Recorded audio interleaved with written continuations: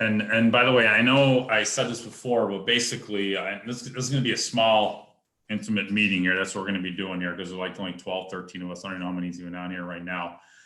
It's going to be open forum. If you have questions, I'm going to go over some things. Anyone has anything that they want to talk about, please don't be afraid to put it out there. We're going to do a couple things here. Are we even able to do any breakout rooms, by the way? Joe or Andy? Joe has to do it, but do we need a breakout room with this many people? I don't know. 2, 3 people. How many people? Maybe not. Well, that's all right. I just didn't know. Do like 3 in a room, but we'll figure that out in a couple of minutes here. Okay. Joe, I don't know if he's muted out. What tech was it there? By the way, anybody on here have anything that they're looking to sell or buy? Please feel free to put it out to us. A lot of us are looking for stuff. You may have something we want, or we may be looking for something that you want to sell. Anybody have anything they're looking to get rid of? Actually, do we have anybody who's new to the group that doesn't actually know everything that we do here? Good question. Let's get them into this intros. Let's get intros done first. Let's do that. All right. Who was that trying to talk? Yeah, Brian Becker. Hi, everybody.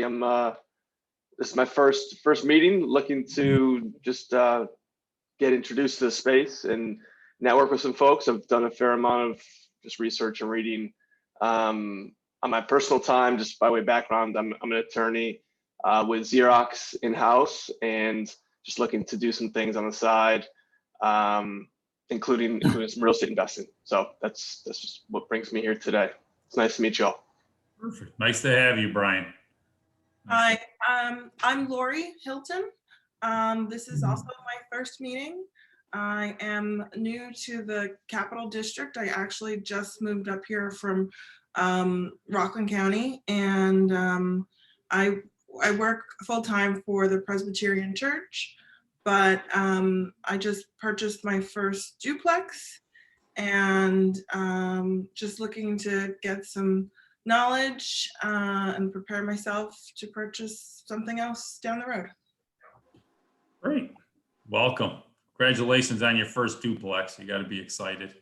I am. Thank you. Perfect. And anyone else who's new here? Good morning. I'm Lucretia Joyner, native to Rochester. I'm actually not even licensed yet. I'm in the process. So I take my test for my agent's license in 2 weeks, and I'm excited about that. It's my first meeting. I'm kind of like looking to like network for mentorship, for general inquiries. I want to start kind of in the property management area. And then I also want to get into wholesaling. So I'm just soaking everything in right now. Well, if you're looking for wholesaling, Joe's your man. Oh, good. Well, let me take just a couple of minutes, and because we have a fair number of people who are new and others who have been around for quite a while, and so I think that given the small number of people that we have here today, let's sort of focus on the 3 or 4 people. There are a couple other names I'm not sure exactly who they are that's popping up on the screen, but and talk a little bit about the organization, the structure, and some of the ways that that we do things, and that way they'll have a better idea of things. For those folks, the 3 or 4 who don't know me, my name is Leon Griggs, and I'm the president of Freedom First Real Estate Investment Association. At a high level, things are structured so that we are part of a national group, the National Real Estate Investors Association.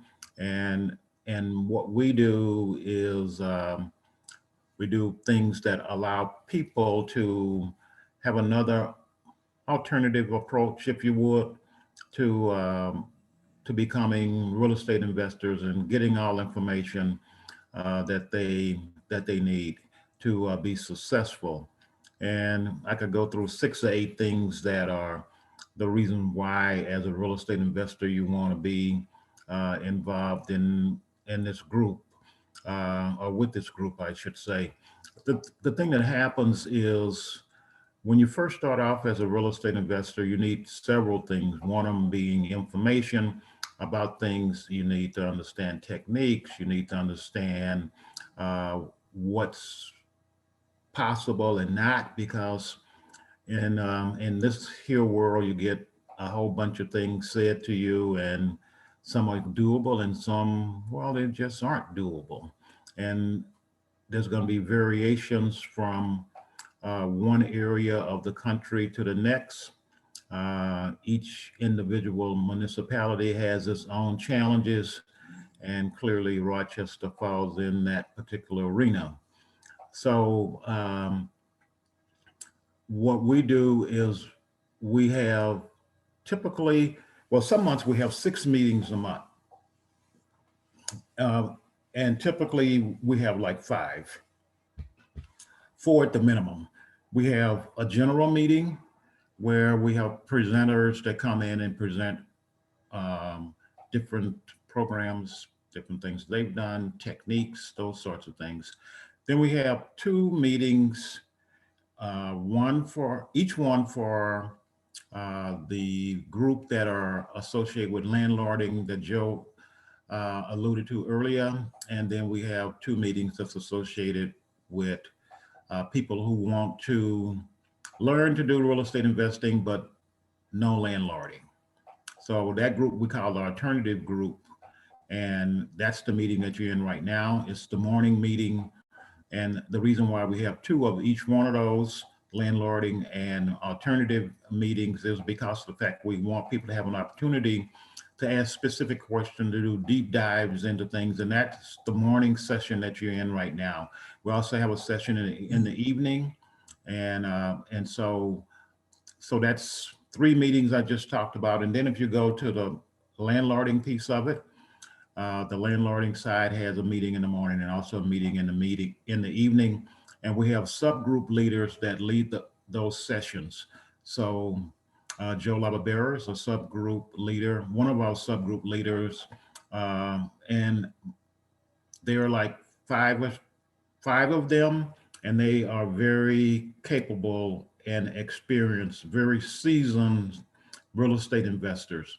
And so a person like Joe Lababera, you've seen him now probably for the first time, but he's as capable as any of those guys you see on TV trying to sell packages and do things of that sort. And in fact, he'll run circles around most of them. So this session, if you have today or anytime in the future, if you were sitting in here and you had a particular problem, particular issue, then what we try to do is we try to have all of us work to solve the problem that you're bringing or the situation that you're in and how you should address it. So, you know, I could go on and on and on, but I'll stop now because I don't want people to get bored, but I will open it up for specific questions that you have, the 3 or 4 of you that are new and want more detail.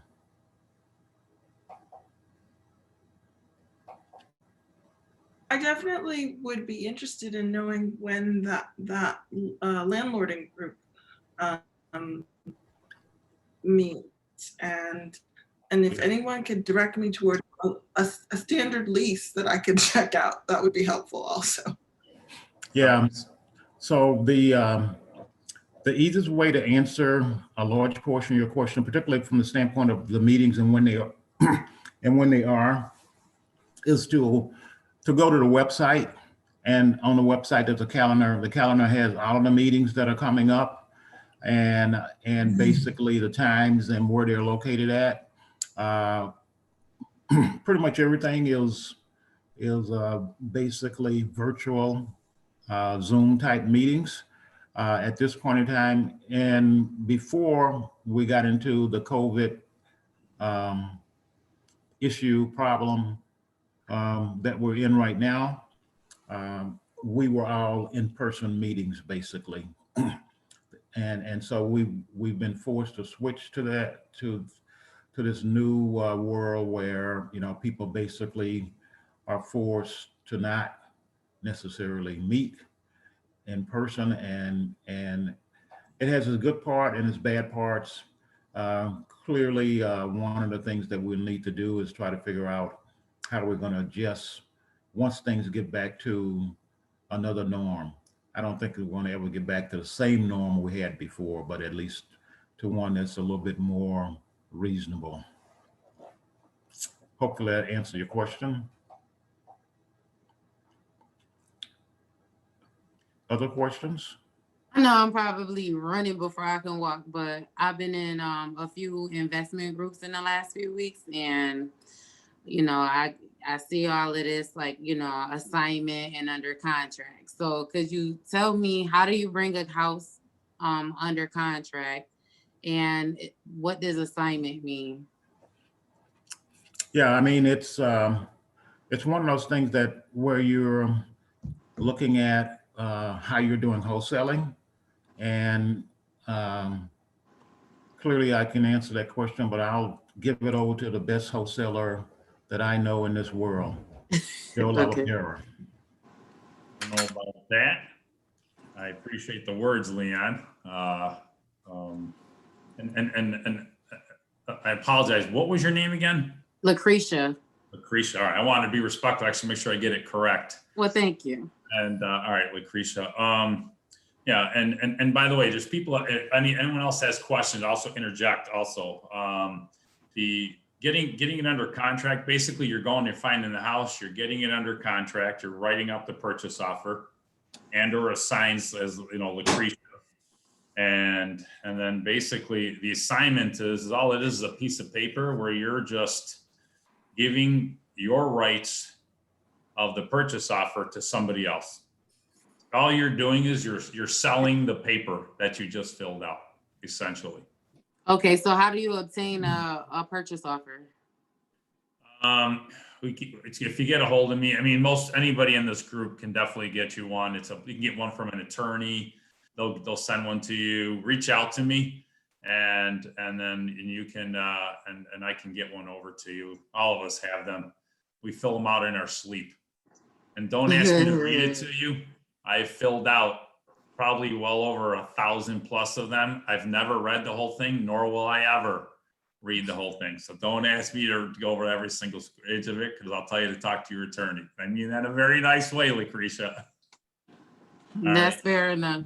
What's your contact information? Excuse me? Your contact information. Can you post it in the chat, or? Oh man, you really don't know me very well, do you? I got it, Joe. I'll get it up. I'll get it up there for you. Thank you. Uh-huh.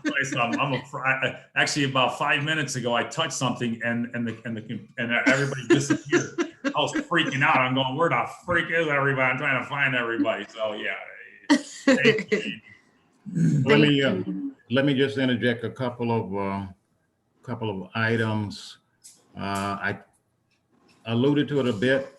I mean, one of the things earlier, but one of the things that happens is if you look at one of the main reasons why someone would want to be part of a real estate investment association like the one that we have, and this group, let me just interject another important point. This group is a not-for-profit group. Okay, so everybody that you're looking at on the screen, they have information, they have knowledge, they are successful. The majority of them successful real estate investors, but we don't get paid not one penny for helping you to be successful. We are doing it because we like helping people. I can't say it any other way than that, because if I go through a different analysis, I would be asking myself, why am I sitting here? So it's one of those things where we try to provide information so that people can be successful. One of the things that we do is we ask people to come to the first couple of meetings.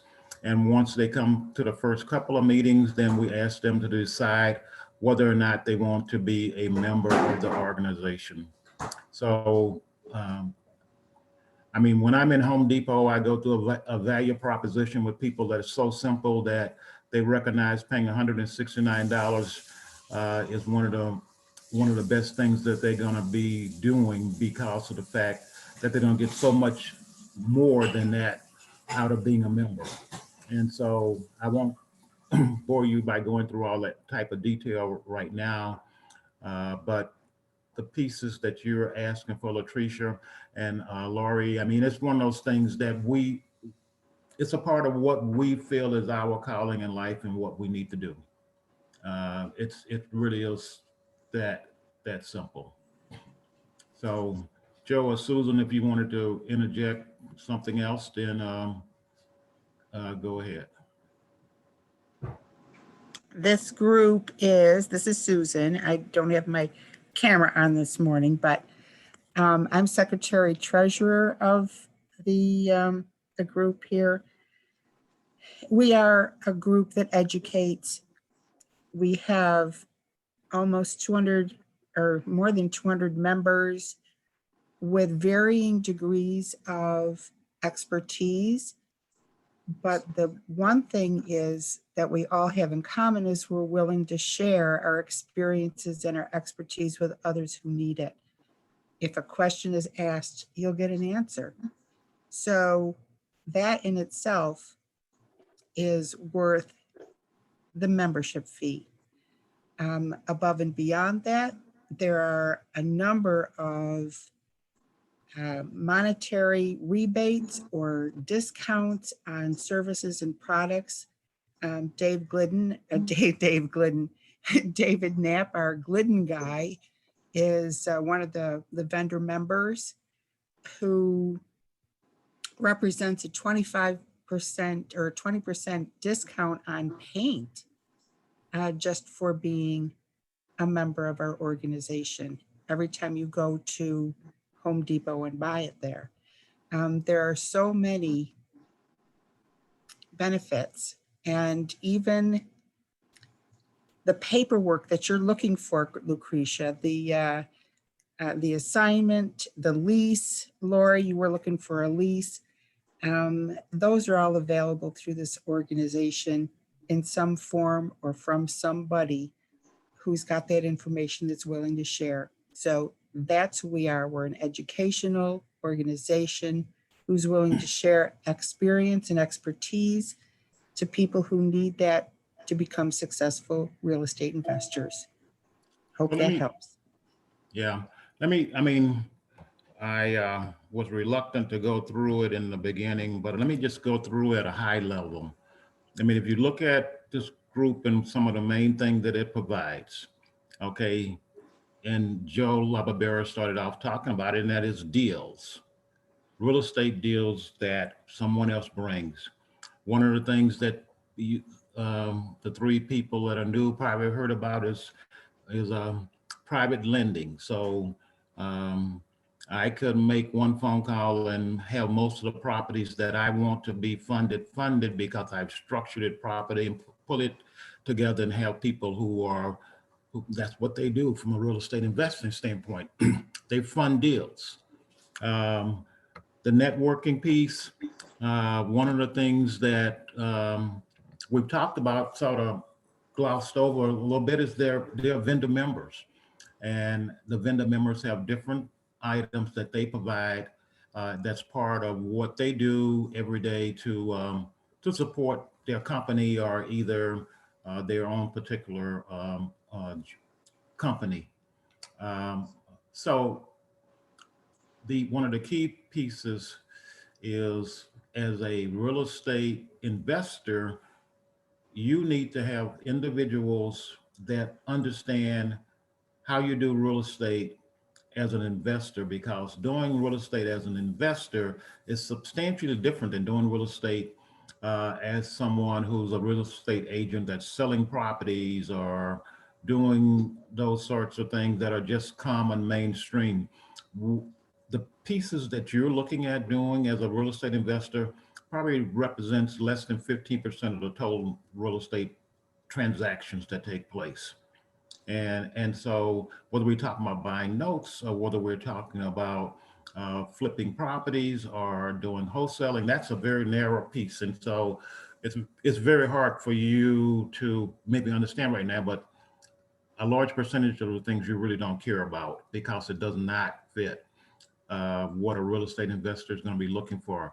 One of the other key things that you get is you need to have your power team. So this group already knows who the person is that's going to be their lawyer, who the person that's going to be their accountant, and who the person is that's a real estate agent that or broker that understands what it is that's needed by an investor.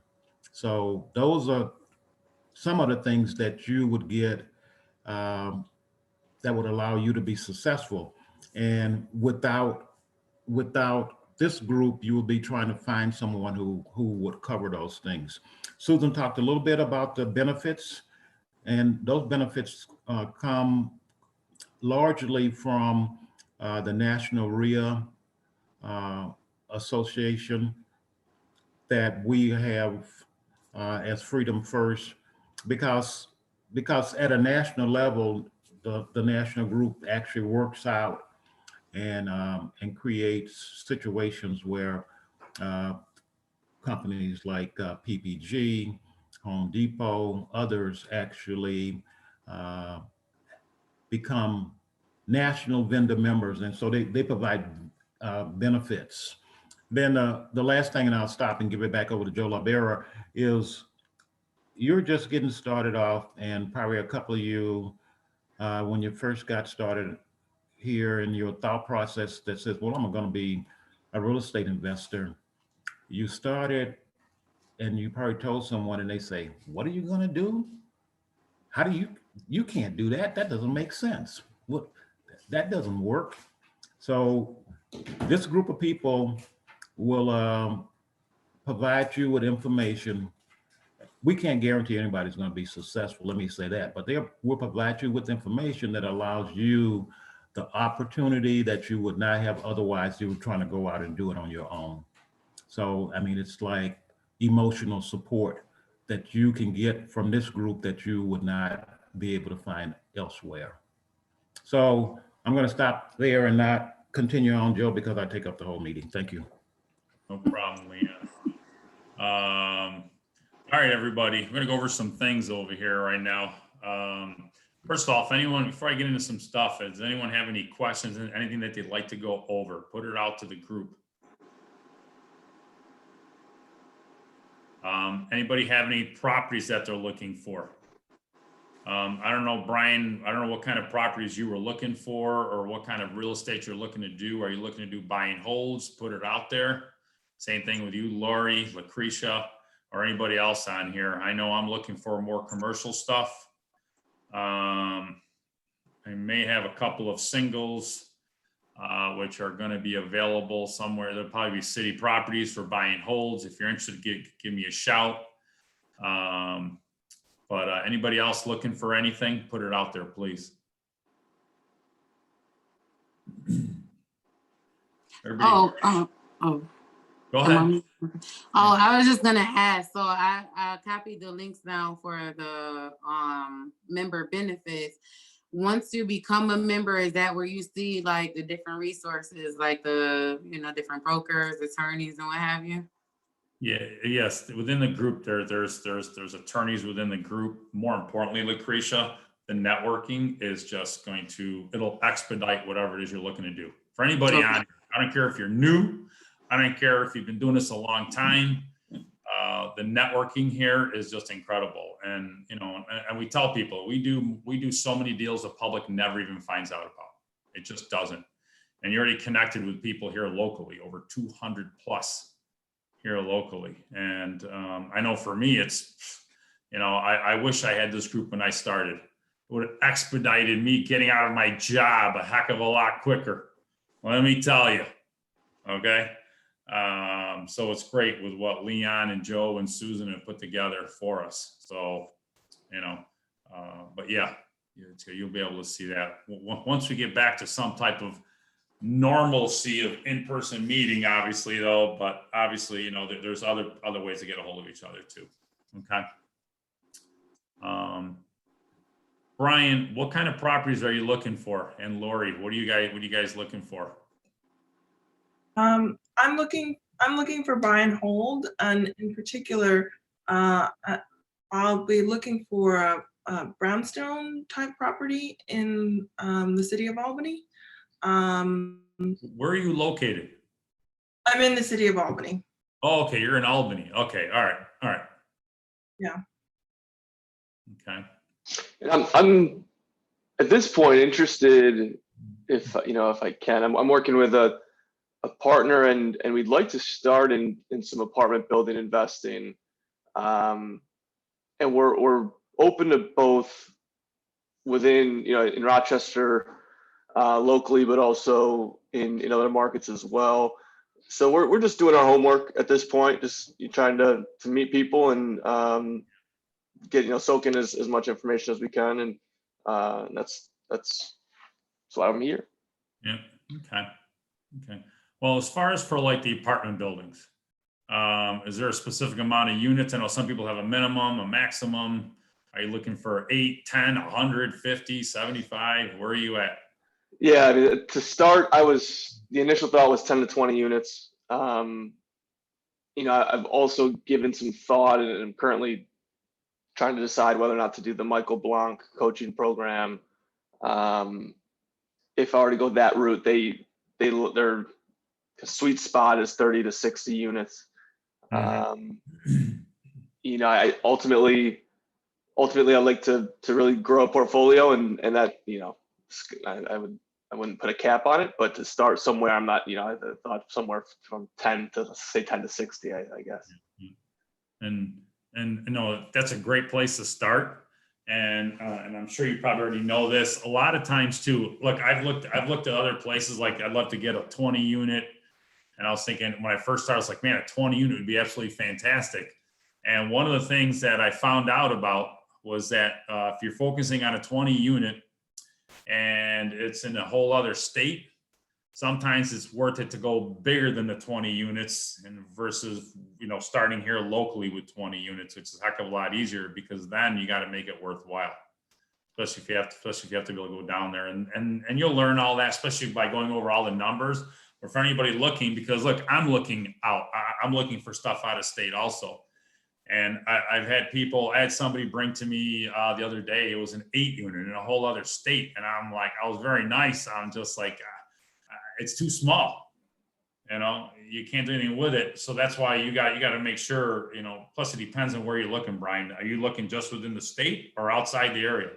We would go anywhere within the United States. I mean, it's certainly outside of Rochester, but along those lines, I mean, what are people seeing with market activity in Rochester when it comes to apartment buildings from really any size, 10 on up, in terms of the supply, the pipeline, I guess. Supply is extremely low. Off market is the best way to find things.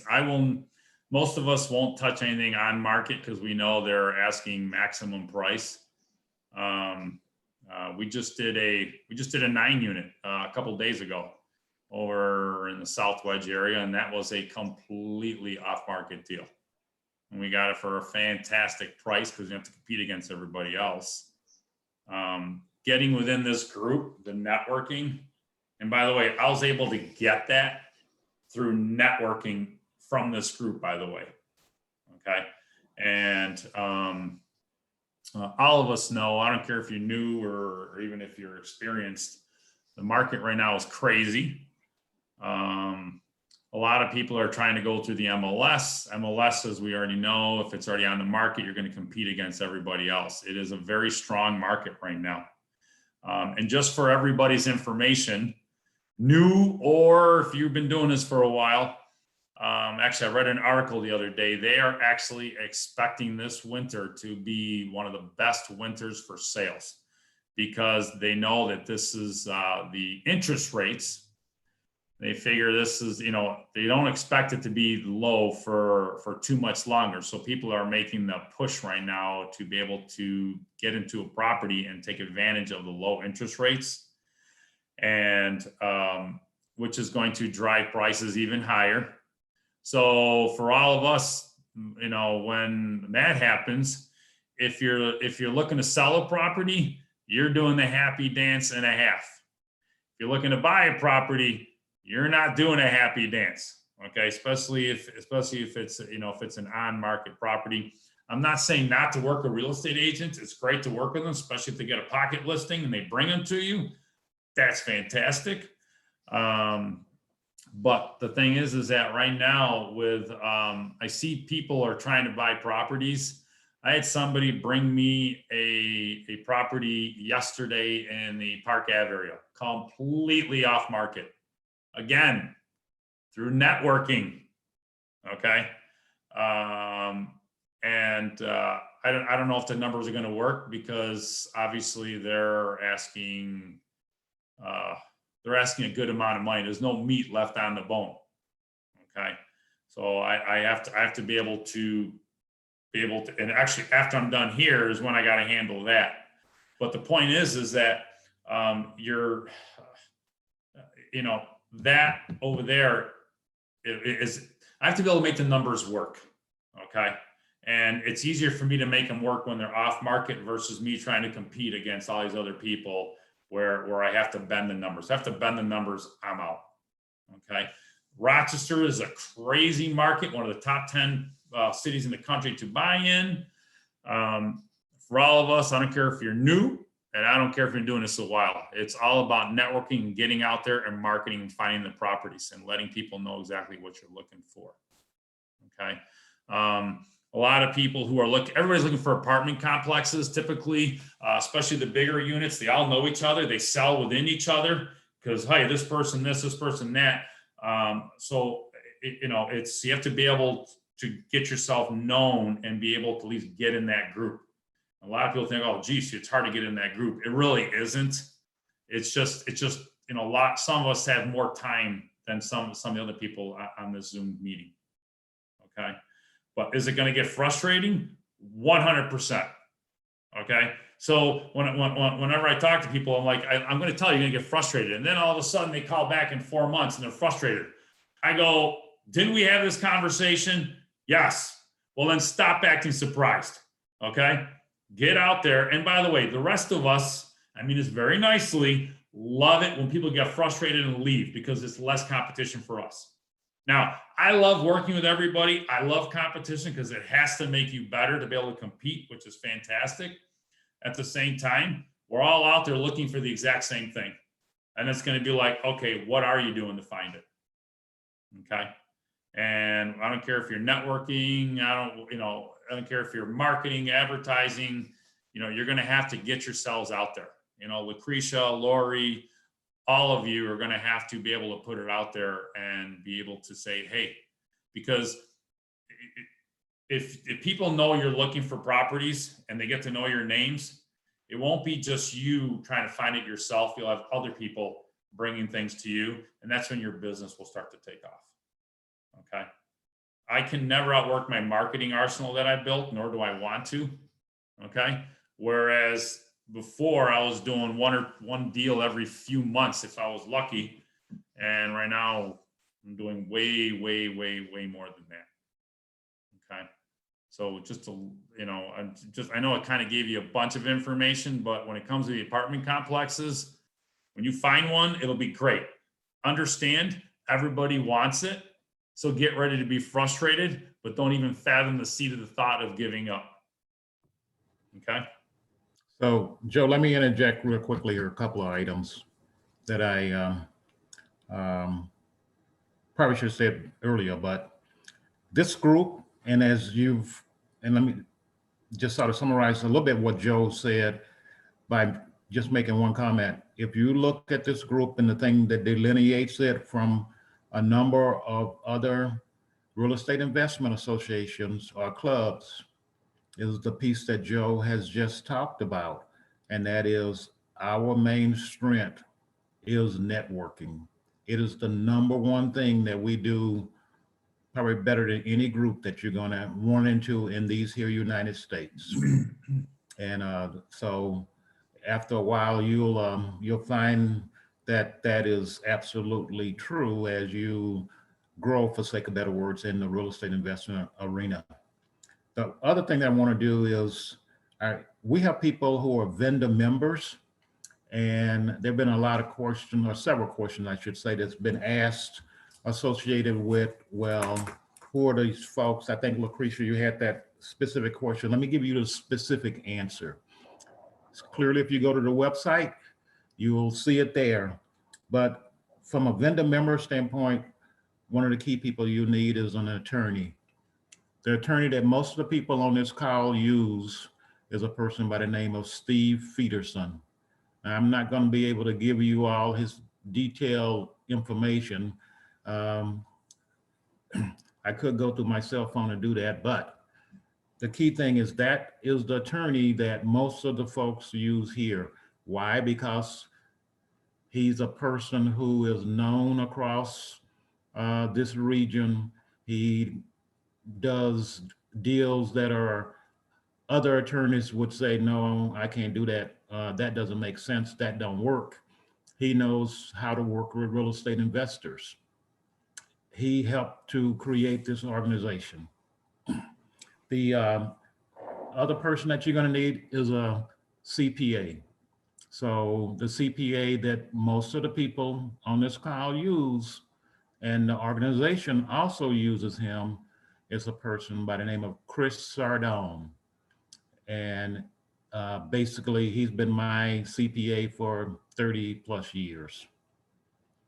His last name is Sardone, and he basically teaches at MCC. He has his own business, and he covers almost anything you want to do from the standpoint of real estate investing and accounting in general.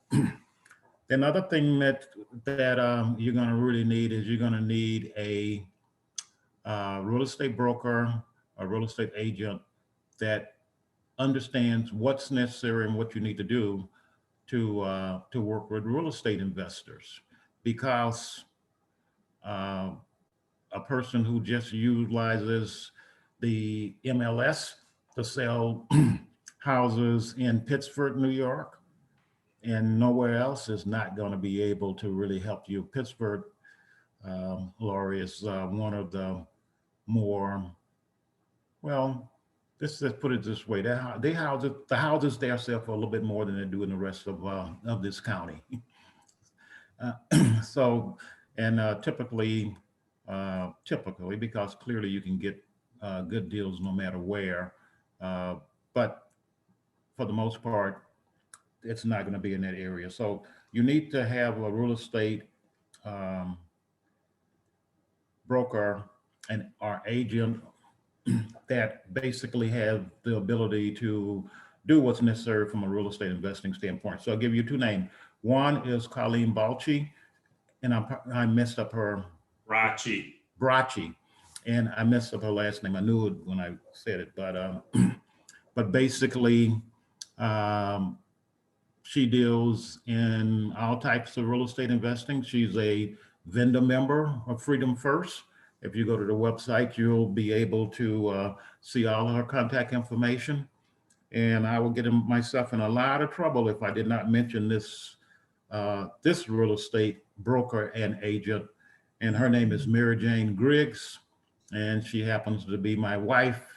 And in 1987, she owned her own company then, and she's done almost every facet of real estate investing that you can imagine, from selling houses in tracts to doing relocation, and has sold properties to investors all over the world. So, in her contact information, I can give you. Her phone number is 585-415-6786. So, but she's also a vendor member, and you'll see her contact information there. But those are some of the key resources you need to get started. And so I just wanted to make sure that the people who are vendor members, they provide a service to us, and they pay a different amount for their membership. And I just want to make sure I gave them their minutes of time to be uh, exposed to new people who are looking to get started, for sake of better words. I think that covers what I wanted to cover right there, Joe. If anybody have any questions, you can ask them now, or just contact me or Susan or Joe later. So does anybody have any real estate questions also? Anything that they want to go over, or any deals that they're looking at right now that they may have a question about? Maybe we can answer them for you. Nope, everybody has what they want on their Santa list for real estate. Beautiful. I want to talk about something which is going to cover for new people and people who've been doing this for a while. And I kind of touched upon it when I was talking with Brian. Okay. We all know the market is super, super hot right now. And one of the things that I've been seeing, obviously there's shortages, you know, for properties. Everyone's working harder to find them. They're out there. Deals are still being made. I don't care how hard the market is. You just got to get out there, and you got to be able to grind it out and find it. But one of the, I've had a ton of conversations with people who are calling me up, and I don't care if you're flipping, if you're wholesaling, or if you're, or even if you're doing rentals, or you're buying and holding. I've had the same conversation with each one of those three different types of investors, and a lot of them, you know, especially the wholesalers and the flippers, obviously, you know, a lot of them need to know that, you know, they make their living. Most of them, especially the ones that are full-time, are out there trying to find properties.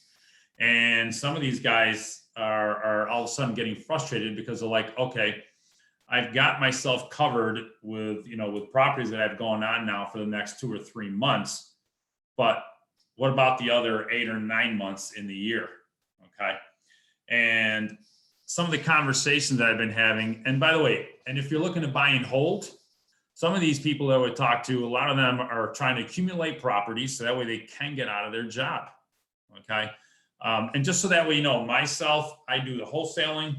I also do the fixing and flipping. And I also have a lot of properties that I buy and hold. So I kind of spread myself through the whole gamut.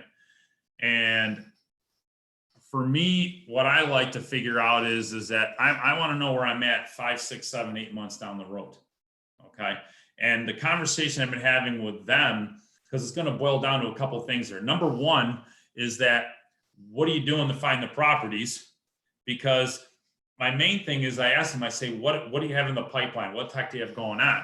And some of these people are like, well, I don't really have much going on. I may have 1 or 2 properties. And then I'm asking them, I go, how much of a push are you doing, especially on the marketing side of it, to be able to get more properties in the funnel? Because some of you I talked to one guy, he had 2 properties, and one of them was and him getting it. And then the other one, he had maybe a 50-50 chance. And if he didn't get that, he had nothing in the pipeline 90 days from then. Okay. And you know, and he was worried. And I said, you should be worried, because if this is how you make your living, you got to be able to, you got to know where you're at. Like right now, for me, I figured out this morning, we're at the beginning of December. Right now, with what I have going on, I know I've got stuff happening, which is going to be closing. Not only, I've got stuff closing actually this week. I've got some closings happening toward the end of the month. I've got stuff going on in January, February, and into March. And everything I'm doing now, I'm going to start planning out, okay, what do I have going on after that? So for me, I like to know that I'm 4 months ahead to give me that cushion. But I also have other things in the pipeline. And the mistake I'm seeing with people is, especially if they quit their job. Okay. Most people who do real estate, 99% of the time, they have a job, and that's great.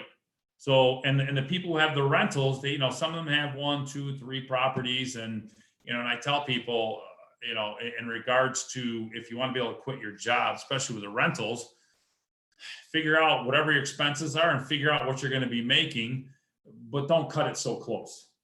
Okay. Some people are like, hey, you know what? I need to make this much. And then as soon as they hit it, they quit. But that was their minimum. Okay. I like to tell people, if depending on, because I don't know, some people I talk to, they may only make $25,000 a year. I'm like, if you got that covered, get out. Other people I've talked to, they make $100,000, $200,000 a year. It's a little bit different of a conversation. And then you got to figure out is that depending on how much money you want to make, and especially if you're working, your life is going to be off kilter for a little bit, trying to balance work and trying to balance building your business. Okay. And, a lot of these people that I talk to, the ones that don't work, the ones that don't have a job, I don't commiserate, I shouldn't say commiserate. I don't know if the word is accept a lot of the excuses, because then I ask them, I go, could you be doing more to get more properties? And the answer is always going to be yes. It just is. And I know a guy who, actually, I've talked about him before. He walked away from his $100,000 a year job. He got himself prepared, he knows a year in advance. And right now he knows where he's going to be into right about July of next year already. Because he knows his closings he's going to have going on. He's going to have closings all the way through February right now. And then you figure 3 to 4 months lag time or whatever heck it is that it's going to take him to fix up these properties. But he knows in between now and then, he's going to get more. Okay. And my whole thing is that, and by the way, I tell people, get a whiteboard, get something. At least that way you can keep track. Like my whiteboard is to my left of me right now. I don't know if I want to touch the computer because I'm afraid something will happen to it, and God knows if I can get you back. But all I know is that I know I can look up over there and then I can see where the heck I'm at. And what freaks me out is when that whiteboard is more white than it is marked up.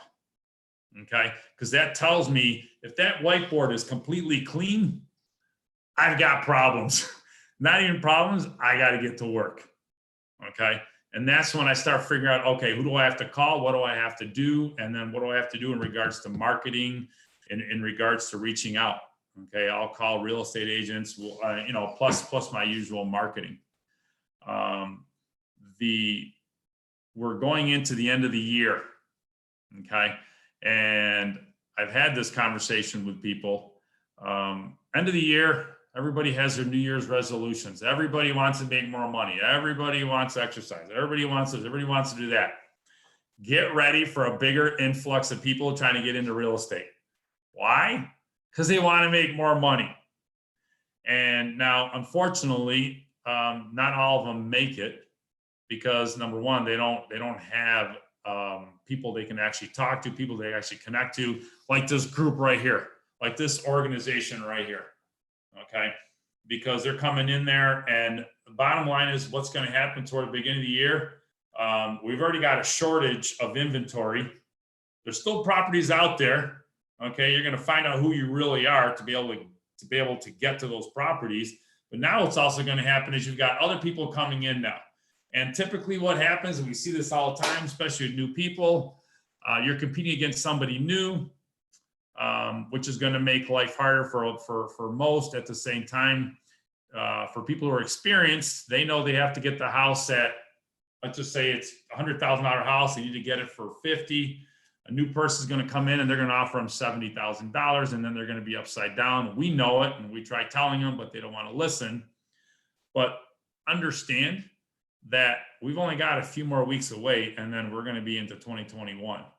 So the competition is going to get there's going to be more. It's going to be fine. It happens in every business. And one of the things that I learned, which I heard a gentleman named Tom Boulier, and I love listening to him on YouTube, but he said something to me that stuck with me, because people say, aren't you afraid of all the competition? Aren't you afraid of this? Aren't you afraid of that? And he said something that sticks with me all the time. And he says, it doesn't matter what business you're in. It doesn't matter what you're doing. There will always be room for number one. Always. And when he said that, I was like, wow. Now, if you can get the number, even get a top 5, okay, that's fantastic. At the same time, I tell people, if you hit number 1, you better work like you're number 2, 3, or 4. Okay, don't ever sit on your laurels. But the thing is that you're going to have to outwork everybody else, and you know, and I tell it to people. And for some of the people I talk to who are doing this full time, you know, some of them obviously, look, people have family issues, you know, people have family responsibilities, job, you know, whatever it is, you know.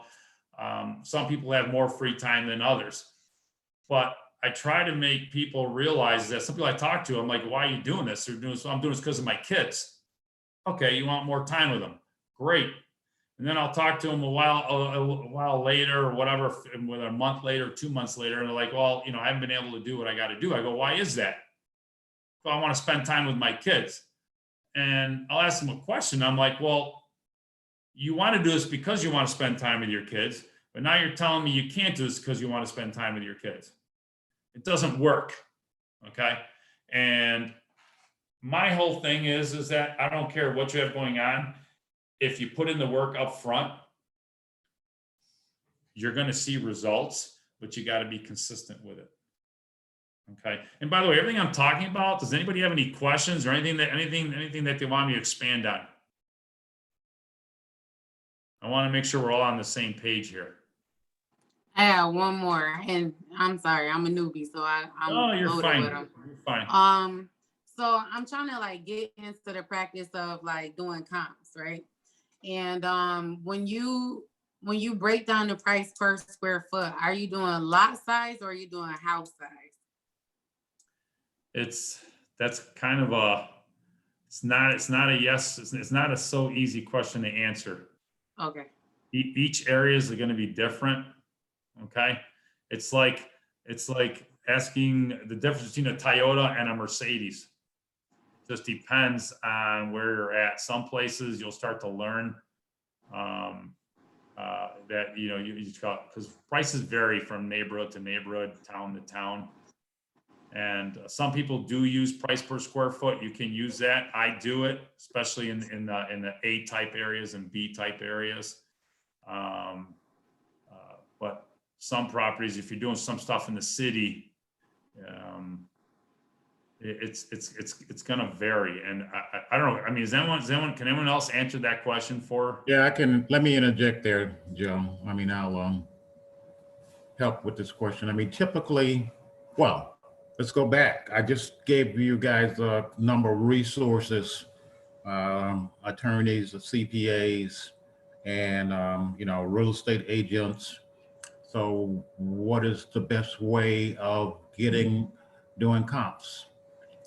When I want to get a comparable market analysis, then what I do is I talk to my real estate agent.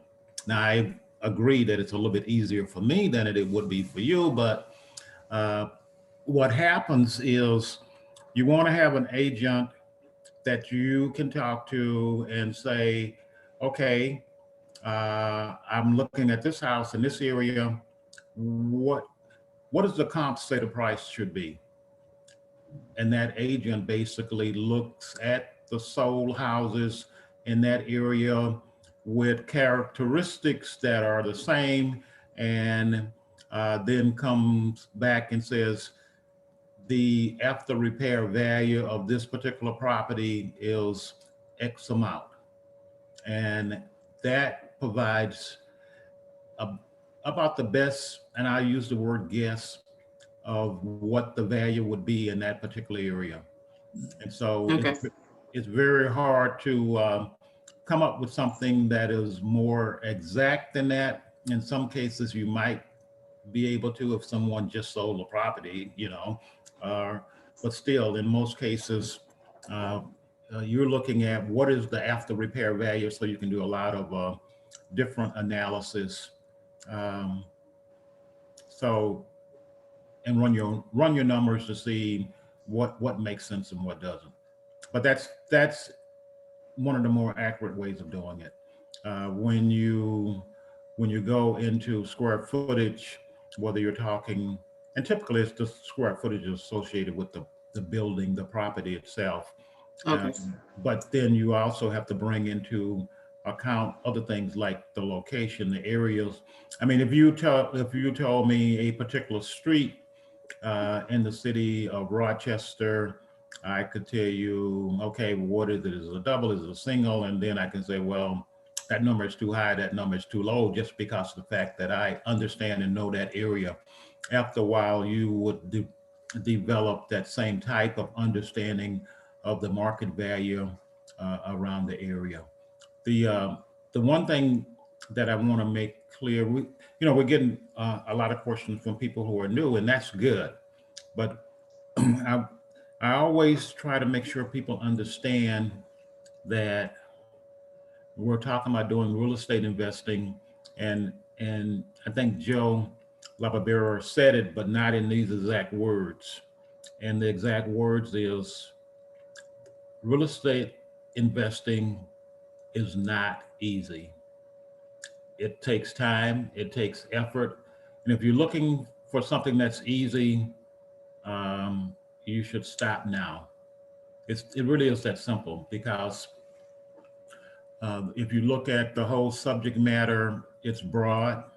If you look at the specific things that you have to do to be successful, it's also broad. And it's going to take a while to learn those things and be able to understand them in a way that allows you to be able to, if you have a job, quit your job and start doing real estate investing. It's a real challenge, and a lot of people, particularly people selling packages and those things, they, in a lot of cases, make it out to be something that's quite easy. It is not easy. Hopefully I answered your question there. You're still muted, Latricia. I'm sorry. Yes, you did. Thank you. And by the way, this is for everybody. Everyone's going to go through not all real estate agents are created the same. A lot of them have their own specialties, and you'll go through some, and then it just takes time to find them. Same thing with anybody else you work with. Some of the people, I know some people are more experts in the city, others are better in the suburbs, and there's some that do both. So, and I've had comps from people. I talked to a real estate agent. They're like, "Where is that?" I'm like, "Oh boy, that's not the person I want to work with." Then the other one's like, "Oh yeah, okay." So then they know. So you'll start to understand who going to be the experts. Okay. And I mean, look, I've been doing this for a while, and I'm still going through real estate agents. Okay. And so your team is constantly changing. Whether it be real estate agents, contractors, whatever. Still have the same attorney, which is good. Steve Peterson for 27 years now. Holy smokes! But everything else, you'll start to see who's going to fit within your group to build your team. Okay. Anyone else? Anyone have any questions?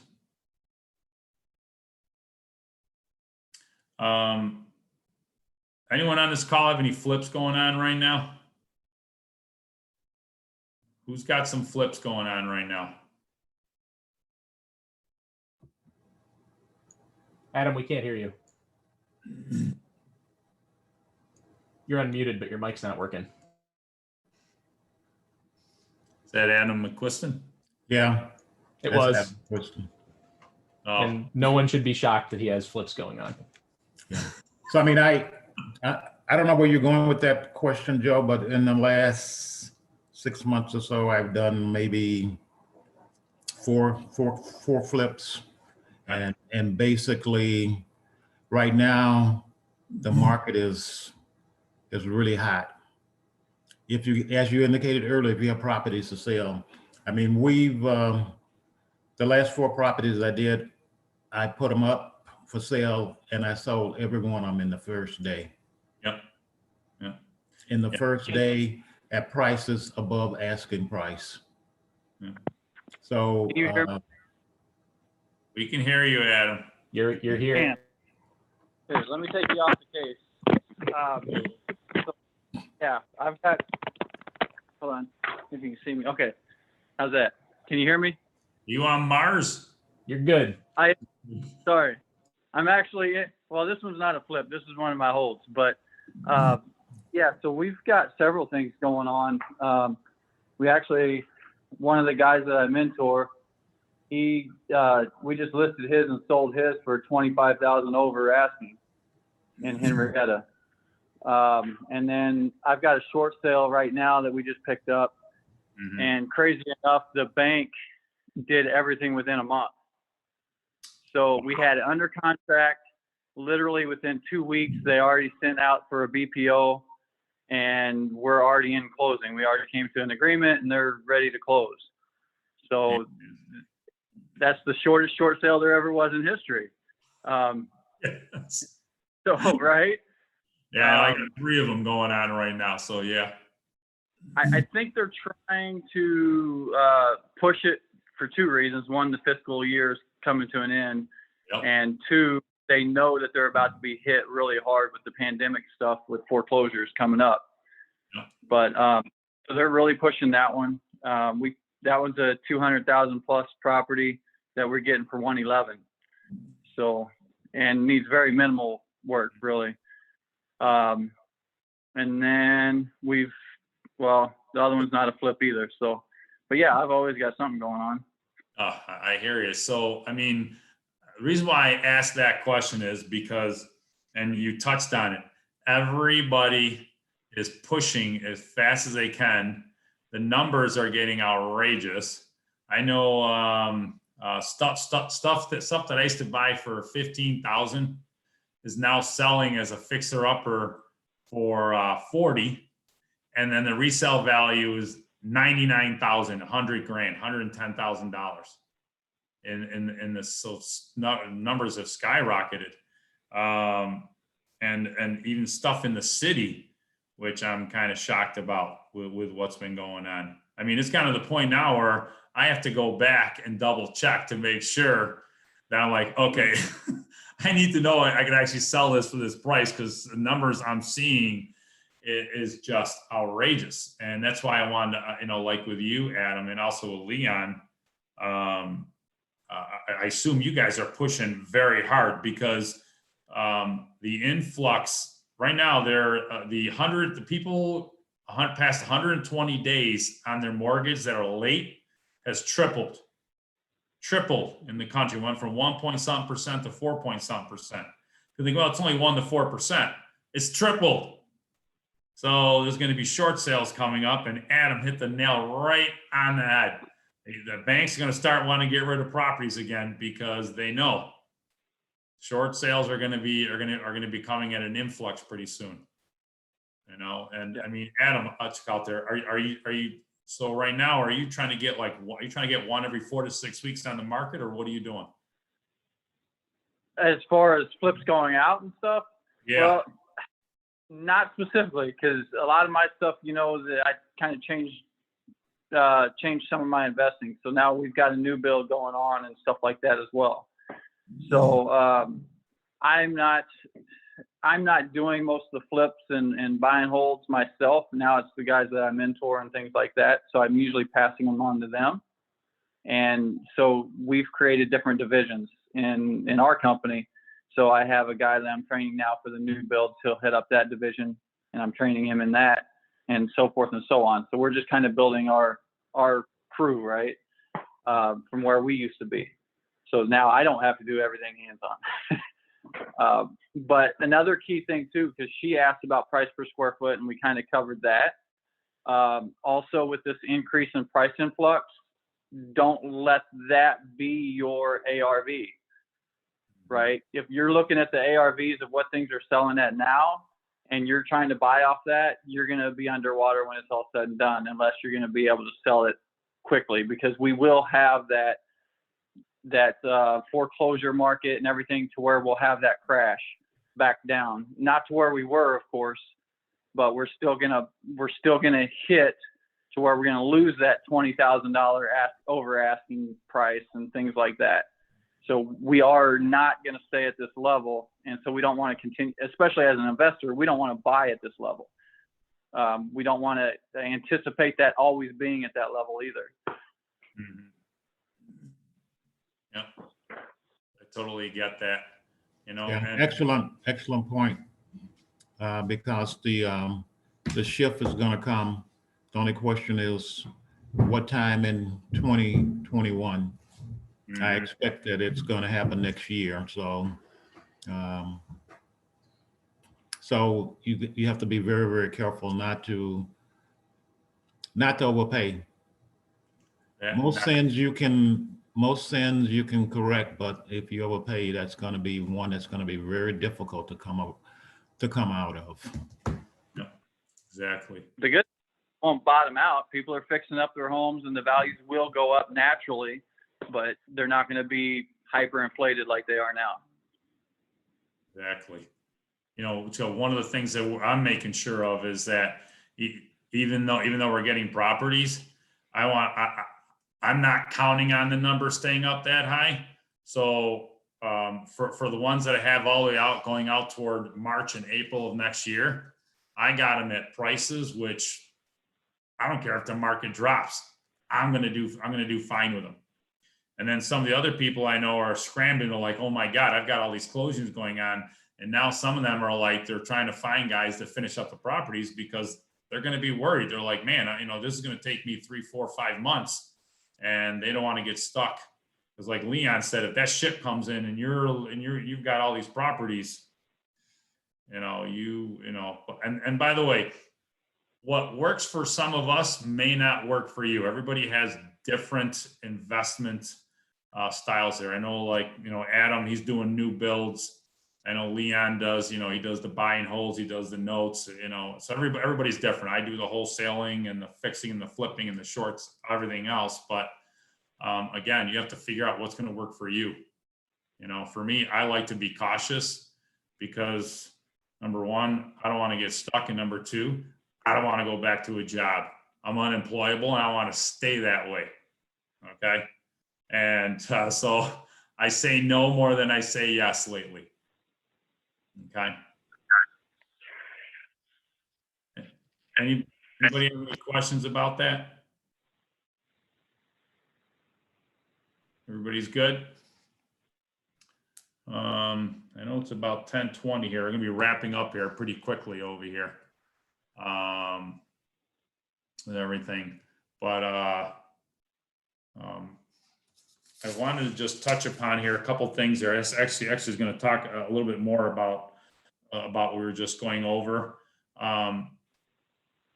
Going into January, we're going to start seeing some more, I'm seeing more of the rentals that are going up because obviously people want to sell. Again, it's all going to be based on price. One of the things I looked at, I had somebody send me a property, an 8-unit, 3 days ago, and they thought it was the greatest thing since sliced bread. And make sure, especially in A and B type areas, some of these people are doing, you know, if these people only own a couple of properties, they self-manage it themselves, and they're selling it for the most price that they can get. And what I've been noticing is, and once you get experience, you're going to notice it. This guy had, now for me, I don't want to have to self-manage anything else that I get. This guy had no management on there. He didn't even have snow plowing on there. He didn't even have any lawn maintenance on there. And I had the person who brought it to me go back to them and say, how am I supposed to make these numbers work? And he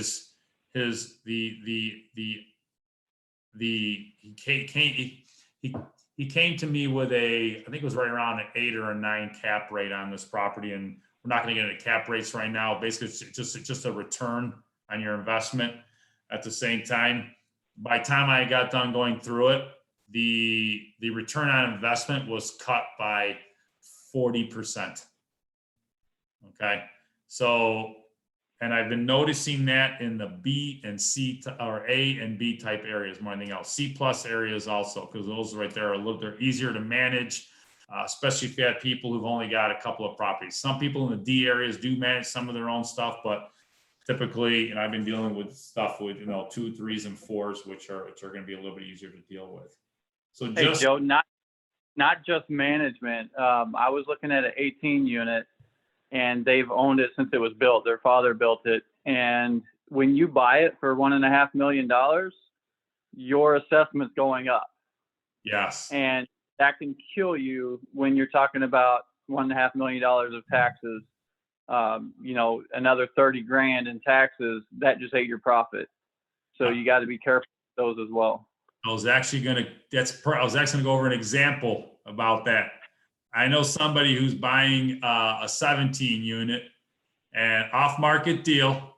He's getting a great deal on it, and he was going to buy the LLC. And I don't know what the heck happened, but the attorney was going to disapprove the purchase offer because he thought it was weird that somebody wanted to buy the LLC. And I'm like, that's the wrong attorney to have, man. And this guy was going to have, as soon as he bought it, I figured he was going to have somewhere around $460,000 of equity just by buying the property. And this attorney, and he had to tell him, he had to call him, say, listen, these taxes are going to automatically throw me off. And once he explained that to him, first of all, he had to be nice because it was a seller's attorney. But yeah, tell him I'm just doing it because I need to save on the taxes. Otherwise, it's not going to work for the number you want. So yeah, just something for everyone to keep an eye on over here. Yep, and keep in mind too, Rochester does their property tax increases once every 4 years, even though the law says they have to do it every year. It feels like every month. Yeah, at least in 2020 it did. I know. All right. I don't know if anyone else has any questions over here because we're going to get this thing wrapped up here. Everybody all set? Perfect. All right, everybody. Thank you very much. You guys have a great day. And we'll be back here 2 Thursdays from now at 7 p.m. That's designed more for the people who don't have to work and who can also be on the calls in the evenings. And next week is going to be the landlord meeting. You can also check out at this time. All right. Have a great day. Thank you very much. And by the way, I'll hang out for a few minutes in case anyone has any extra questions. Otherwise, have a great day. Thank you. Thank you. Yeah, thank you. Thank you. You're welcome. Thank you. It was nice meeting you, Lucretia. Lori. Nice meeting you as well. Yeah.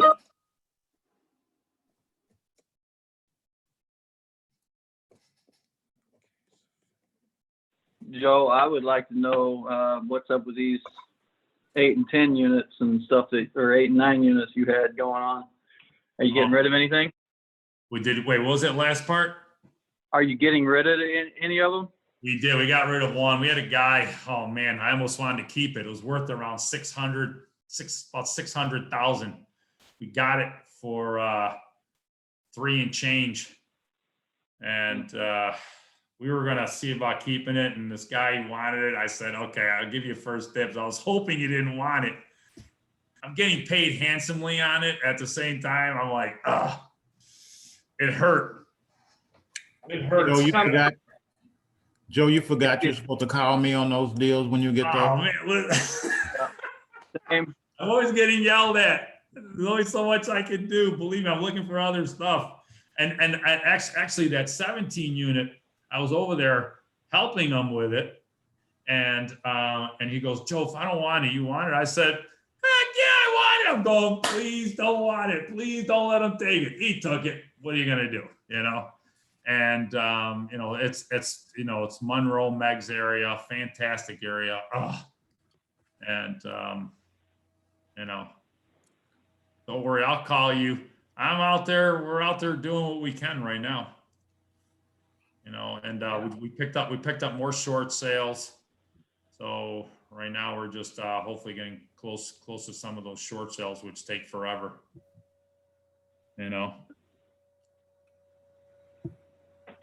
No, I don't. No. Yeah, I know. How was this? A month. I was amazed. Like literally, it was maybe 2 weeks into it for approval. And we got an email that said, can we do the assessment today? And it's like, okay, yeah, Wow. So they got over there and, did their little BPO and everything. And it was less than a week later that they, approved it and shot us back with a price. So Adam, was it a small bank, a local bank? No, it's not a local bank. Really? Yeah, some crazy, off the wall bank, larger bank. Man, I know there's Mr. Cooper Bank, and which is a weird name for a bank. But I don't know if it's them. Actually, I don't know. Joe. Tell you what, 30 days is fantastic. Oh my God. Wow. I'm afraid of some of these short sales. Well, if people start them now, they'll hit right after rates go up or something like that. Here you go. You can have it now. So. Yeah, but this was a good buy. I mean, the comps, the very bottom of the barrel where they used to be would have been about 180. The highs are, all the way up in the 250s, and we're getting it for 111. That's fantastic. It needs very, I know the owner, and they were living in it, so it's in decent shape. But we're still going to go in and modernize it, cabinets and countertops and everything. But it really needs minimal. There's no major items that have to be addressed. So Good for you. Get that on the market ASAP. Yep. Man, So good. It's good to see you. I know you've been super busy.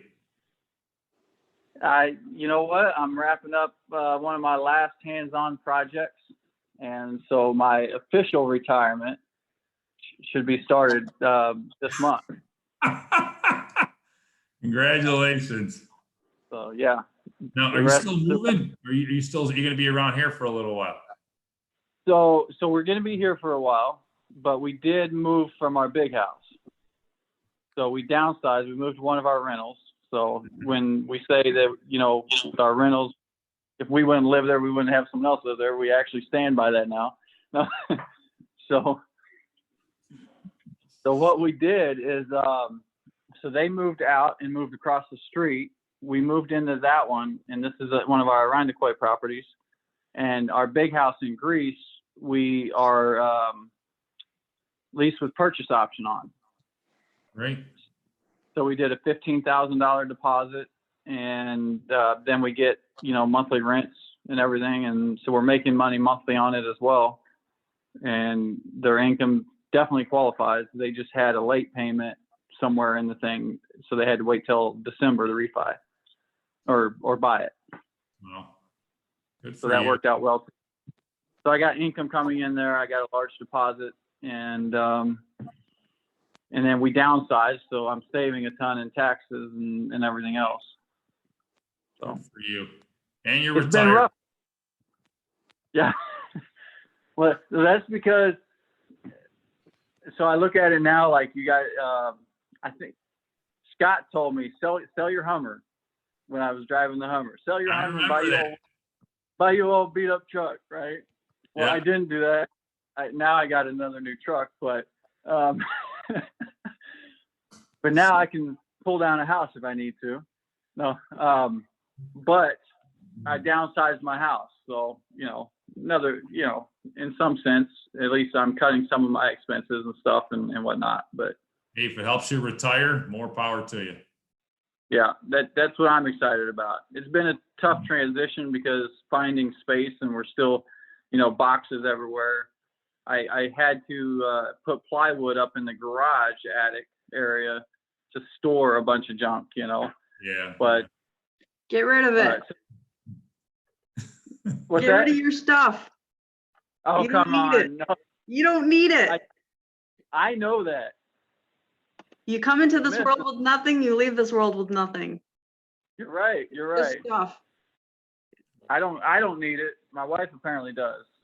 All five Christmas trees, and Oh my gosh. Our big house last Christmas, well, yeah, every Christmas we pretty much had 5 Christmas trees up. So That's funny. yeah, now I can barely have room for my dog to lay down. So Man. Oh, man. All right. Well, I think we're gonna call it a meeting, and we'll talk to everybody later. Adam, have a good day. Everybody have a great day. take care. Thanks, everybody. All right, bye.